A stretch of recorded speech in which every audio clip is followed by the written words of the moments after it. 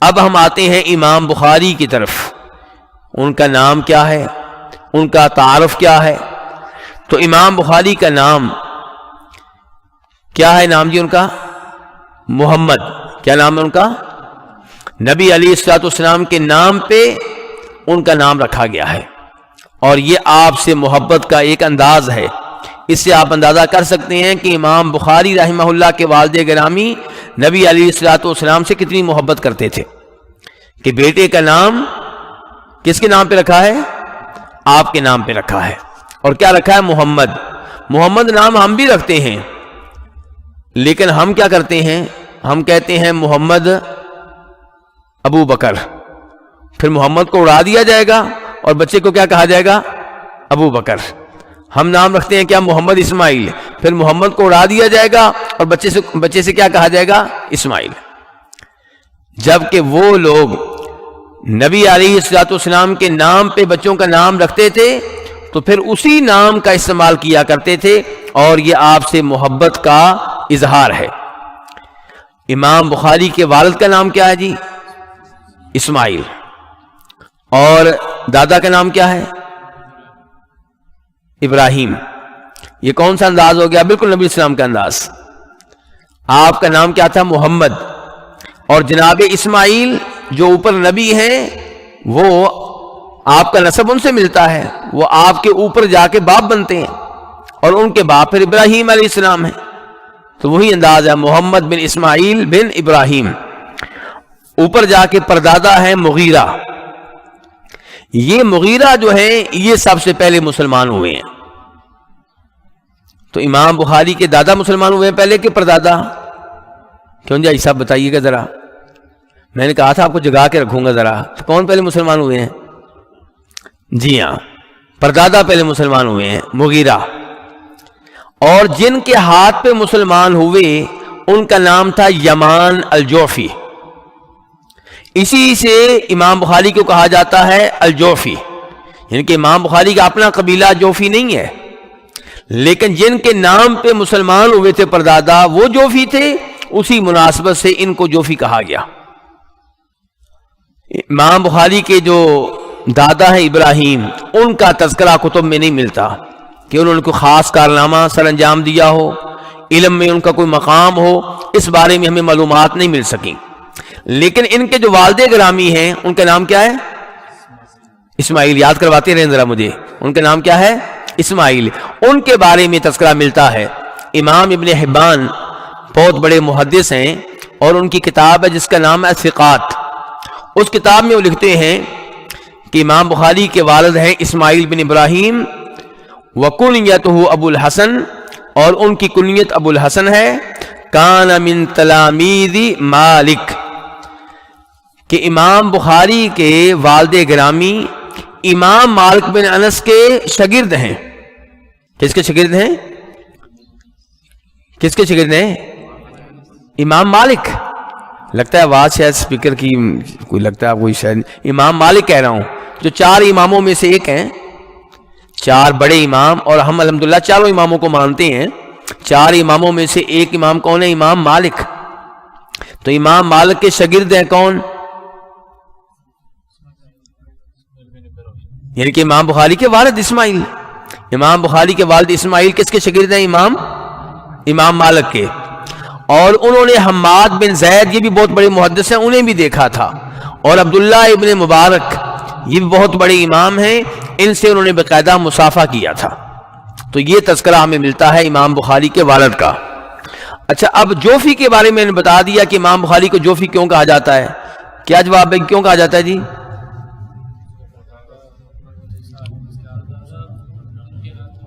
جن کے ہاتھ میں مسلمان ہوئے تھے وہ کون تھے؟ جوفی تھے.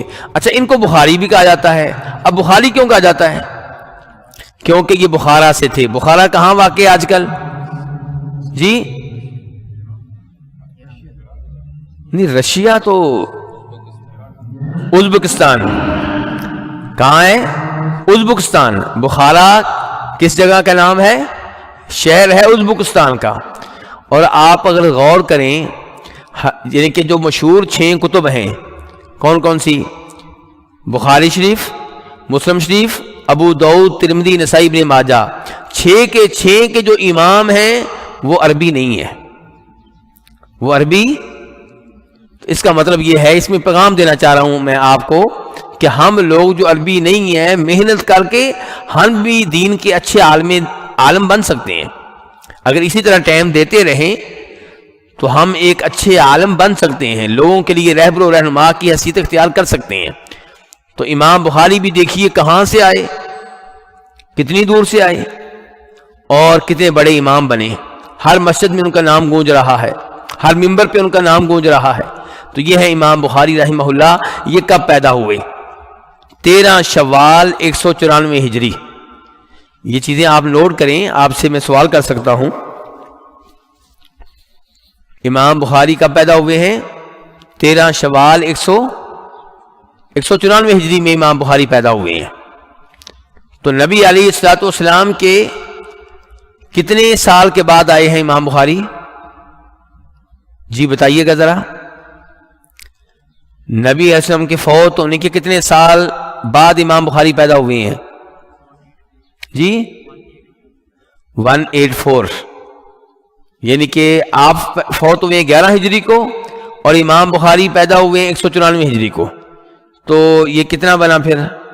181 بنا نا. 11 کو 194 میں سے 11 کو آپ نکالیں گے نا، کتنے بنے ہیں؟ یعنی کہ 93، یعنی کہ 183 آپ کہہ سکتے ہیں. 183 سال بعد امام بخاری آئے. تو اب میرا سوال آپ سے یہ ہے یہاں پہ کہ امام بخاری تو اتنے عرصے کے بعد آئے ہیں، تو ہم ان کی احادیث پہ کیسے یقین کر لیں جی؟ کیوں جی؟ اس سوال کا جواب دیجیے ذرا. جی جی سند. جی امام بخاری رحمہ اللہ آئے تو 194 ہجری کے بعد ہیں، یہ بات صحیح ہے. لیکن جو بھی حدیث بیان کی ہے اس میں بتایا ہے کہ مجھ تک کیسے پہنچی ہے. تو اس لیے ہم ان کی احادیث پہ اعتبار کرتے ہیں. اور ایک آدمی پیدا ہوا ہو مثال کے طور پہ نبی علیہ الصلوۃ والسلام کے دنیا سے چلے جانے کے 100 سال کے بعد، اس کی حدیث کئی دفعہ ہم قبول نہیں کریں گے. کیوں؟ کیونکہ ہمیں پتہ چل گیا کہ وہ آدمی جھوٹا تھا، اس کا حافظہ کمزور تھا، اس کو علماء حدیث نے قابل اعتبار نہیں ٹھہرایا. تو بات فاصلے کی نہیں ہے، فاصلہ بڑھ بھی جائے لیکن جن سے حدیث آپ نے لی ہے وہ قابل اعتبار ہو تو آپ کی حدیث قابل قبول ہے. اور اگر فاصلہ نہیں ہے، تابعی ہیں، کوئی تبع تابعی ہیں، لیکن حافظہ کمزور تھا، علماء حدیث ان پہ یقین نہیں کرتے، تو ہم ان کی حدیث بھی نہیں لیں گے. تو امام بخاری اگرچہ 194 ہجری میں آئے ہیں، جب وہ حدیث بیان کرتے ہیں سند کے ساتھ تو ان کی احادیث قابل قبول ہوں گی. امام بخاری نے کیسے علم لیا، کیسے پرورش پائی؟ بڑا آسان موضوع ہے، ابھی تو ہم مشکل موضوعات میں داخل نہیں ہوئے، تو ذرا اس میں ساتھ دیتے رہیں. امام بخاری چھوٹی عمر میں ہی باپ کے سائے سے محروم ہو چکے تھے. تو ان کی تربیت کس نے کی ہے؟ پھر ان کی والدہ نے. ان کی تربیت کس نے کی ہے؟ ان کی والدہ نے. اور چھوٹی عمر میں یہ علم کی طرف راغب ہو گئے تھے. خود امام بخاری سے ان کے ایک شاگرد نے سوال کیا، محمد بن ابو حاتم الوراق نے سوال کیا کہ امام صاحب آپ نے علم کا آغاز کیسے کیا؟ تو امام صاحب فرماتے ہیں الہمت حفظ الحدیث وانا فی الکتاب، کہ ابھی میں پرائمری میں تھا کہ اللہ رب العزت نے میرے دل میں ڈال دیا کہ میں آپ کی احادیث کو یاد کروں، حفظ کروں. کتاب اس زمانے کی پرائمری آپ کہہ سکتے ہیں. تو امام بخاری کہتے ہیں کہ جب میں 10 سال کا ہوا اور میں کتاب کے مرحلے سے فارغ ہوا تو پھر میں احادیث کی طرف راغب ہو گیا. میں نے احادیث یاد کرنا شروع کر دی، اور ایک امام داخلی ہوا کرتے تھے، میں ان کی مجلس میں حاضر ہونے لگا. امام کا نام کیا کہا میں نے جی؟ امام داخلی. کیا کہا میں نے؟ امام داخلی. کہتے ہیں ان کے پاس میں بیٹھنے لگا. ایک دفعہ وہ حدیث بیان کر رہے تھے. حدیث بیان کرنے سے پہلے انہوں نے سند بیان کی. سند میں کیا کہتے ہیں؟ کہتے ہیں سفیان عن ابی الزبیر عن ابراہیم، کہ یہ حدیث جو ابھی بیان کرنے لگا ہوں میں، یہ امام سفیان نے ابو زبیر سے لی ہے اور ابو زبیر نے ابراہیم سے لی ہے۔ امام بخاری کہتے ہیں میں نے اب امام داخلی کو ٹوک دیا۔ میں نے کیا کیا؟ ان کو بولیے، ٹوک دیا۔ میں نے کہا حضرت یہ آپ کیا کر رہے ہیں؟ ابو زبیر کے بارے میں آپ نے کہہ رہے ہیں کہ ابو زبیر نے ابراہیم سے حدیث لی، ابو زبیر تو ابراہیم سے کوئی حدیث نہیں لیتے۔ تو کہتے امام داخلی نے مجھے ڈانٹا۔ میں نے کہا شیخ آپ جس کاپی میں یہ احادیث لکھے ہوئے ہیں ذرا اسے چیک کریں۔ کہتے انہوں نے اپنی کاپی چیک کی اور اس کے بعد مجھ سے کہا بھی تم کیا کہنا چاہتے ہو؟ پھر یہ راوی کون ہے؟ پھر یہ ابو زبیر نہیں ہے تو میں نے کہا جی یہ ابو زبیر نہیں ہے، زبیر بن عدی ہے۔ یہ ابو زبیر نہیں ہے، یہ راوی کون ہے؟ زبیر بن یہ عدی ہے۔ تو پھر استاد صاحب نے اپنا قلم لیا اور غلطی کی اصلاح کی۔ یہ امام بخاری کس کو بتا رہے ہیں یہ باتیں؟ اپنے شاگرد کو بتا رہے ہیں، بعد میں اپنے شاگرد کو بتا رہے ہیں۔ شاگرد نے پوچھا تھا نا کہ آپ نے علم کیسے کیسے لیا، تو امام بخاری یہ بات بتا رہے ہیں۔ تو وہ شاگرد کہتا ہے کہ اس وقت آپ کی کتنی عمر تھی جب آپ نے اپنے استاد کو یہ ان کی اصلاح کی تھی؟ تو امام بخاری نے کہا تب میری عمر 11 سال تھی۔ کتنے سال تھی؟ 11 سال کی عمر میں غلطی نکالنا بڑی بات بھی ہے اور لیکن بڑی نہیں بھی ہے۔ بڑی ہمیں اس لیے لگتی ہے کہ ہم نے اپنے بچوں کو اس جانب لگایا نہیں۔ ہمارے بچے یہ تو جانتے ہیں کہ کس گلوکار کے کتنے گانے ہیں، کس اداکار کی کتنی فلمیں ہیں، کس کھلاڑی کے کتنے سکور ہیں، کتنی وکٹیں ہیں، اور ہمارے بچے یہ چیزیں نہیں جانتے۔ اور اگر ہم بھی اپنے بچوں کو شروع سے ادھر لگا دیں تو ان کو یہ باتیں معلوم ہو جائیں گی۔ تو میرے بھائیو اس میں میرے اور آپ کے لیے عبرت ہے کہ بچے کی جیسے تربیت کریں گے، جس میدان میں اسے داخل کریں گے اسی میدان میں وہ شہکار بنے گا۔ تو نبی علیہ الصلوۃ والسلام کی احادیث کے علم میں داخل کریں گے تو آپ کا بچہ امام بخاری کی طرح بنے گا۔ امام بخاری کہتے ہیں جب میری عمر 16 سال ہوئی تب میں عبداللہ بن مبارک اور امام وکیع بن جراح کی کتابیں زبانی یاد کر چکا تھا، اور اس کے بعد میں حج کے لیے گیا۔ میرے ساتھ میری والدہ تھیں، میرے بھائی احمد تھے۔ وہ حج کر کے واپس آ گئے اور میں ادھر ہی ٹھہر گیا اور میں حدیث کا علم وہاں پہ لینے لگا۔ تو اس انداز سے امام بخاری نے حدیث کا علم لیا ہے۔ امام بخاری کا حافظہ بہت مضبوط تھا۔ امام بخاری کا حافظہ بہت مضبوط تھا۔ جس بچے کا جتنا زیادہ حافظہ ہو اس کو آپ دین کے لیے وقف کریں تاکہ دین کا بڑا عالم بنے۔ امام بخاری کے حافظے کی مثال ایک رکھوں گا آپ کے سامنے جس سے آپ کو اندازہ ہوگا کہ امام بخاری کا حافظہ کتنا مضبوط تھا۔ امام بخاری رحمہ اللہ جب بڑے امام بنے تو بغداد آئے، تو بغداد والے امام بخاری کا نام سن رہے تھے عرصے سے، اور ان دنوں بغداد جو تھا وہ علم کا شہر تھا۔ بڑے بڑے علماء، بڑے بڑے محدثین وہاں پہ جمع ہوا کرتے تھے۔ انہوں نے فیصلہ کیا کہ امام بخاری کے حافظے کا امتحان لیا جائے۔ انہوں نے 10 لوگ تیار کیے۔ کتنے لوگ تیار کیے؟ 10 لوگ، اور 10 کے 10 لوگوں کو 10 حدیثیں دے دی۔ کتنی حدیثیں ہو گئی ٹوٹل؟ 100۔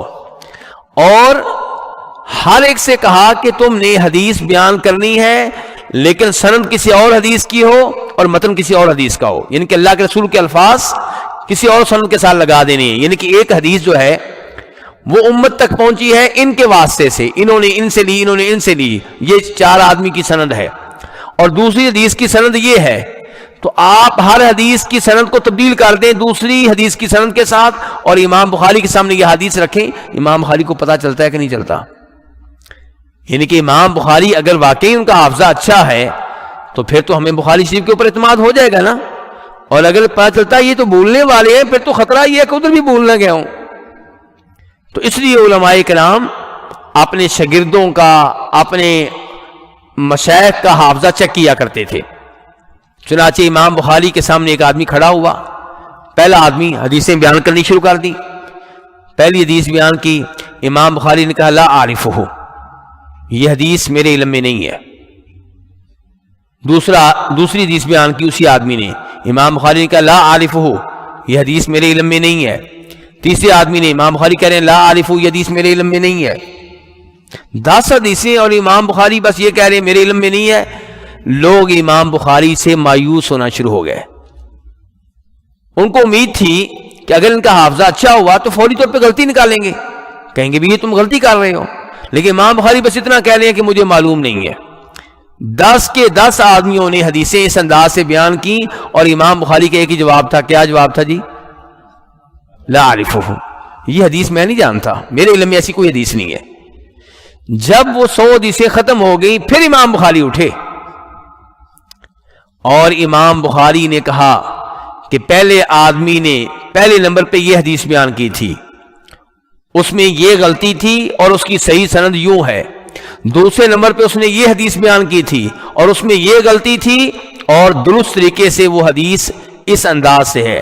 تیسرے نمبر پہ اس نے یہ حدیث بیان کی تھی، چوتھے نمبر پہ یہ بیان، 100 کی 100 حدیثوں کی اصلاح فرمائی حافظ ابن حجر رحمہ اللہ۔ میں نام لیا، کس کا نام لیا میں نے؟ حافظ ابن حجر، جنہوں نے بخاری شریف کی شرح لکھی ہے۔ وہ یہ واقعہ لکھنے کے بعد کہتے ہیں کہ مجھے تعجب اس بات پہ نہیں ہے کہ امام بخاری کو غلطیاں معلوم ہو گئیں، مجھے اس سے بڑا تعجب یہ ہے کہ امام بخاری نے جب غلطیوں کی اصلاح کی تو اسی ترتیب سے کی جس ترتیب سے وہ حدیث ان کے سامنے رکھی گئی تھی۔ یہ کوئی معمولی بات نہیں ہے۔ آج ہمیں اپنے کمپیوٹر پہ ناز ہے، جس قدر حافظہ آپ کے کمپیوٹر کا ہے اتنا ہی حافظہ پرانے محدثین کا ہوا کرتا تھا۔ تو اس سے آپ اندازہ لگا سکتے ہیں امام بخاری کے حافظے کا۔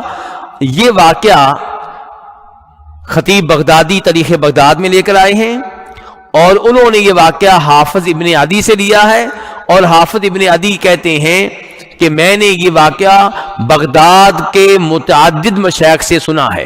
یہ بات میں اس لیے بیان کر رہا ہوں کہ کچھ لوگ اس واقعے پہ یقین نہیں کرتے، تو میں بتانا چاہتا ہوں کہ خطیب بغدادی نے یہ واقعہ حافظ ابن عدی سے لیا ہے، اور حافظ ابن عدی 277 ہجری میں فوت ہوئے ہیں۔ 277 کا فوت ہوئے ہیں، 277 میں کا فوت ہوئے ہیں، اور امام بخاری کا فوت ہوئے ہیں 256 میں۔ یعنی کہ حافظ ابن عدی امام بخاری کے فوت ہونے کے کچھ عرصے کے بعد پیدا ہو چکے تھے، اور بغداد میں وہ مشائخ ابھی زندہ تھے جو اس مجلس میں حاضر ہوئے تھے جس مجلس میں یہ واقعہ ہوا تھا۔ تو ان مشائخ سے حافظ ابن عدی نے یہ واقعہ لیا ہے، جس سے آپ اندازہ لگا سکتے ہیں کہ امام بخاری کا حافظہ کتنا اچھا تھا۔ امام بخاری کہتے ہیں کہ مجھے 1 لاکھ صحیح احادیث یاد ہیں اور 2 لاکھ غیر صحیح یعنی کہ ضعیف احادیث یاد ہیں۔ ٹوٹل کتنی ہو گئی؟ تو اس سے آپ کو پتہ چل گیا ہوگا کہ کچھ روایتیں ضعیف بھی ہوتی ہیں۔ آج ہم کہہ دینا کہ یہ روایت ضعیف ہے تو کئی بھائی کہتے ہیں یار آپ تو حدیثوں کو ضعیف کر رہے ہیں۔